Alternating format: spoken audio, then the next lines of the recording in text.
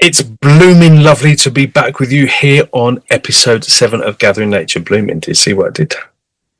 How are you all doing? I hope you're wonderful. We've got another wonderful show for you today. I'm very excited to let you know the plant that we're discussing on today's episode, but I can't do that because I can't do it without my partner in plants, the amazing Natasha Lloyd. Hi there, I found a real friend of mine. This is Valeriana officinalis, or Valerian, known to a lot of people in its common name.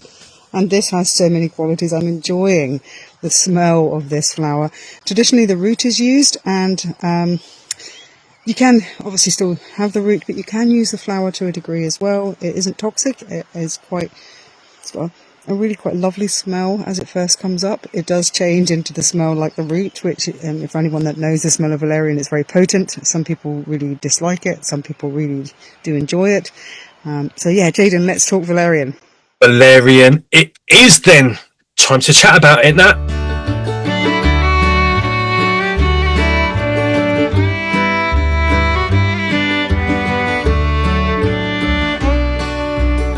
Hello, my partner in plants. How are you, lovely? I'm doing all right, thank you.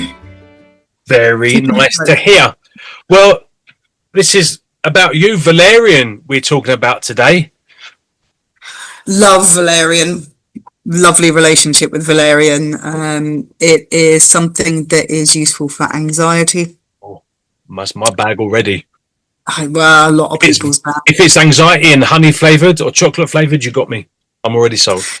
It's not in that flavour. It's a distinct and interesting flavour is the way I'm going to put it across.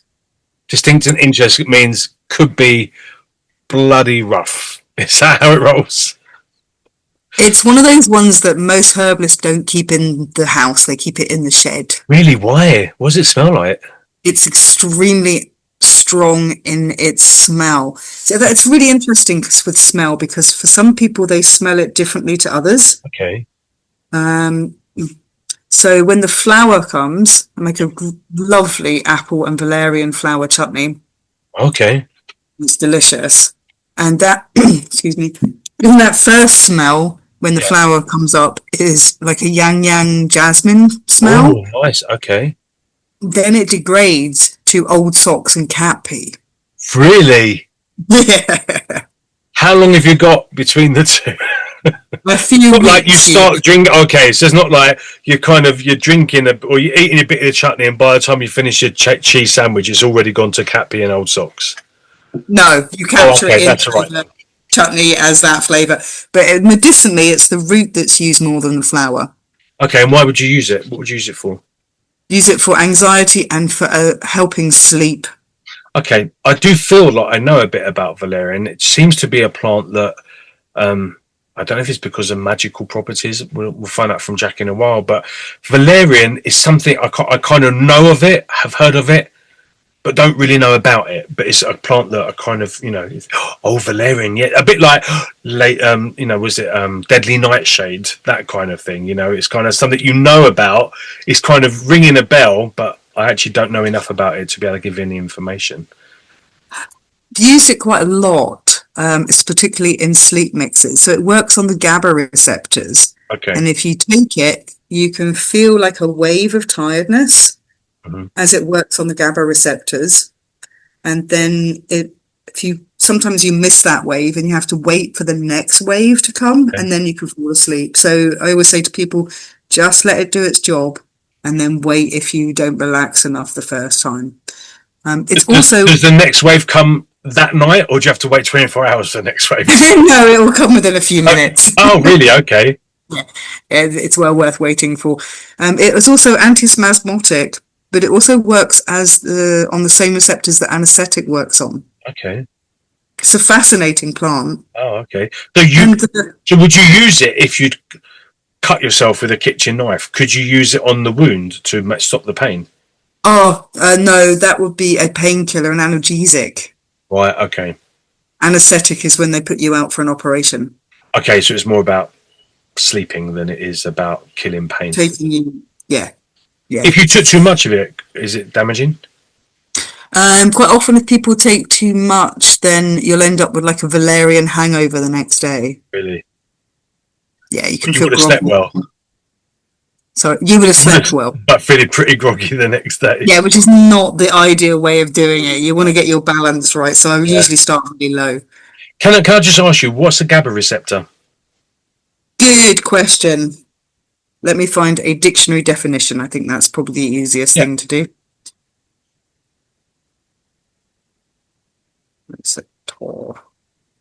Is it like a CO2 smoke detector, or is it something you have within your body? No, it's something you have within your body. So you've got different receptors in various. Most people think of it in your brain, but like we have serotonin receptors in our gut. Right, so we have receptors in different parts of the body. They're GABA receptors are proteins that respond to the neurotransmitter gamma aminobutyric acid, GABA, the primary inhibitory neurotransmitter in the central nervous system. Wow, okay. So it's working on your nervous system. Okay. There's a whole load of things, but we won't need to go into all that. Wow, okay. So pretty much to help you fall asleep. And this is the root. I'm sorry, my brain's gone. So this is the root, the flower. What would you use the different parts for? Or what would you use it all for? So traditionally, the part that was always used by herbalists is the root. Okay. And that's for a sleeping tonic. Sleeping, antispasmodic and anti-anxiety. So you can kind of drop dose it during the day and then take more at night to help you sleep. But if you drop dose it during the day, it will help with anxiety. It will relax the nervous. And would you drop dose as a tincture? Yes. Okay, so we make a tincture out of it, not a tea. Not ideally as a tea because it does taste quite interesting. It's got a very, because it's so strong. Right. So the aspect where the cat pee smell comes from is actually the same molecule as male cat pee when they spray for their territory. Okay, wow. Which is fascinating because that means that there is a plant-mammal crossover. Yeah. Yeah, bizarre, isn't it? And scientifically, it's the same. Exactly the same molecule. That's really weird. Yeah. So either that plant is part animal or that my cat's part plant. I don't know. Cats love it. Really? It's like catnip, but they go really? For it. We should put that on one of our shows, catnip, I think. Yeah. I need, having 11 cats, I need a bit more information about that. So they will love you. They will love, yeah. Do you know what? I bought dried catnip for them before and they've never really been that bothered. No, not all cats like it. Eh? No, but I think maybe having the plant might be good. But anyway, we digress. So valerian can also be used as a cat wig. So put you out, chill you out, puff you out. It's just kind of like it's a chilled kind of plant. Okay, Baba, give me 2 seconds. Can you hear my cat? We've mentioned the word catnip, and now my cat is giving me grief. Go for it. Go. His name's Weasley because he's ginger. No. Okay, let me just shut my door. Sorry, kids at home. You nearly got a sneaky peek behind the green screen, like the Wizard of Oz. That's not happening. So, root, stem, flower, leaf can be used. What would they be used for? The root is the medicinal side, often as tincture, rarely as tea, but could be used in a tea if you used a very small amount. People do have that formula in their teas. The flower has been used more recently because it still has the similar properties, but less. So it's quite interesting. About 10% of people have the opposite effect. Okay. And my theory is that they have less GABA receptors. But that's a theory. That's just my own personal take on it. But about 10% of people actually wake up on valerian instead of falling asleep. The opposite effect. And they can get jittered, too much coffee. Oh, okay.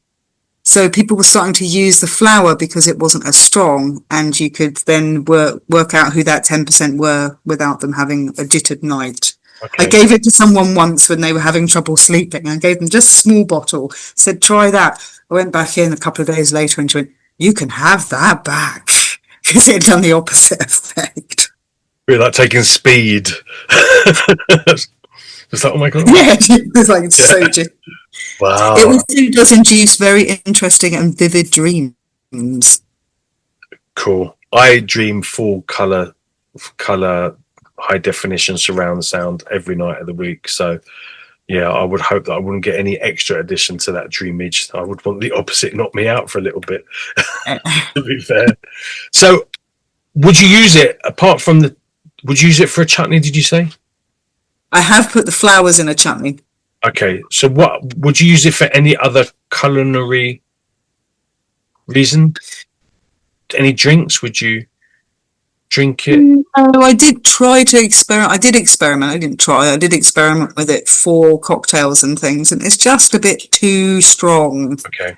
Because obviously, if you've got that kind of jasmine kind of flavor, could you turn that into like a bath, or would it be good for? Is it? I mean, does it react? I mean, does the smell do anything? Because obviously, smells react with our brain as well and stuff like that, and can generate different kind of direct the nervous system. Yeah. So would the smell of it, if it was made into like, how I was talking on the episode of roses, where they would make the kind of not a tincture, but would make like put roses in a bath to release the smell of the rose. Would that also happen with the kind of the jasmine part of that particular thing, but would also relax you if it was in a bath?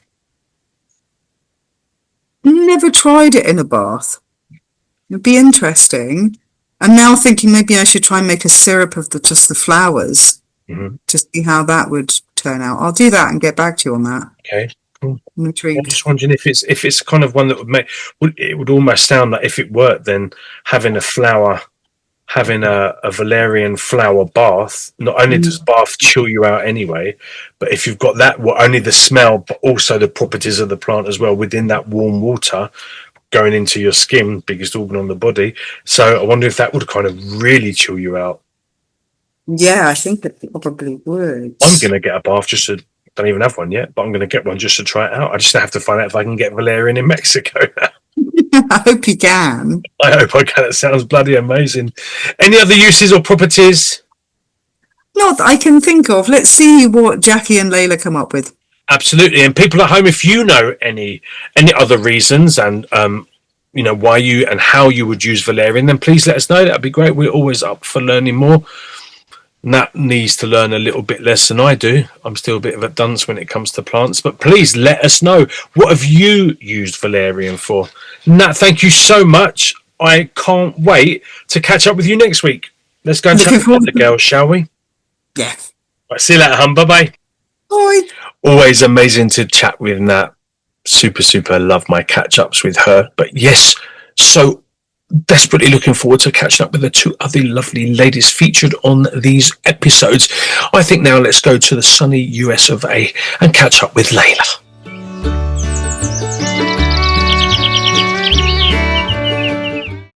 Hi there, it's Layla from Transatlantic Herbalist, and we have been on the scout for some valerian, of which unfortunately I can't find, but I do have some seeds here, and I'm going to be putting these into the ground probably in the next 6 weeks for next year. They're a great pollinating plant, and they'll be great for bees and hoverflies, and great cover, as this plant has been forage this summer. But I won't be using this herbally because valerian doesn't work on me. It's one of those herbs that has can have a paradoxical effect, which means the sedative action goes the other way with me. So we're going to be using it as a pollinating plant for bees, flies and butterflies. Thank you very much. See you later. Lovely to see you, Layla. Thank you so much. Don't close those notepads yet, kids, because we're going to go and find out a little bit more information from the beautiful, the elegant, the glamorous, wonderful witch of the West Country, Jackie Thackeray. Hi, today I'm going to talk to you about the magical uses of valerian. Like most herbs, it's a really versatile herb and can be used for a plethora of magical things, such as dream work. Because valerian is a herb that is used to induce and promote sleep and relaxation, it's a really good herb to use in any kind of dream work. You could put it into a sachet under your pillow. You could burn some incense in your room. Keep windows open though, because it's not the best smelling herb. And use that to help you sleep, but also to promote prophetic dreaming in particular, because it's a herb that can also enhance your psychic abilities. So it can be used for dream work, but it can also be used for communication with the spirits during rituals or seances, or using tarot and any other kind of oracular tools. It's really good also to consecrate your magical tools with. Now you can either do that as part of an incense, and as you burn the valerian, maybe mix with some frankincense to sweeten it a little bit. You can then pass your magical tools through the smoke of the incense, or you can make a valerian wash, which is literally just steeping the herb in some hot, not boiling, but hot water, letting it cool, draining out the herb, and then just using the water to bless and wash and consecrate your magical tools. That will take off any negative energies from them that have built up since over time with use. It's also a really good herb to be used in love spells.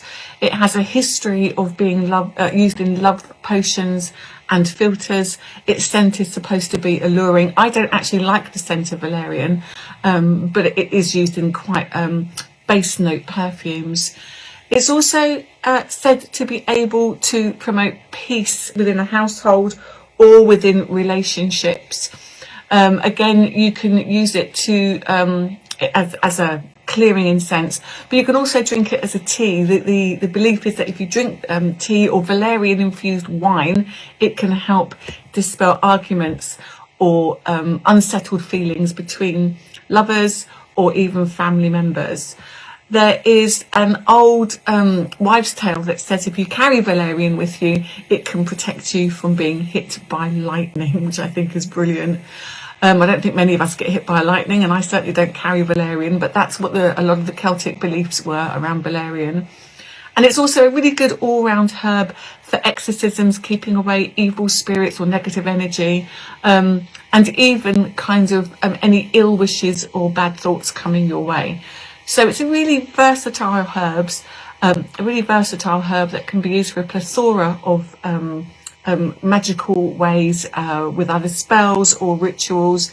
You can carry it with you in herb bags again, or pouches. You can carry the sprigs of it on you. You can dry it out, use it in incenses and teas. So that's a good all-round view of the magical uses of the herb valerian. I truly hope you've enjoyed today's episode. Remember, if you have any questions, please write them in the comment section and one of the lovely ladies will answer them for you. If you know any other information that we haven't touched base with today, then please enter that as well. We're always very excited to hear your comments on the plants that we are featuring. So if you have any old recipes, any old folklore stories about that particular plant, please add that to the comment section. It'll be great. While you're there, don't forget to share. Don't forget to hit the tinkly bell so you know exactly when the next episode of JCTV is live. And also, please, more than anything, please subscribe. It would be amazing to catch up with you again next week for another wonderful herb. Can't wait for Nat to tell me which one it is. In the meantime, stay blooming lovely, and we will all catch you next week on Gathering Nature. Take care. Bye bye.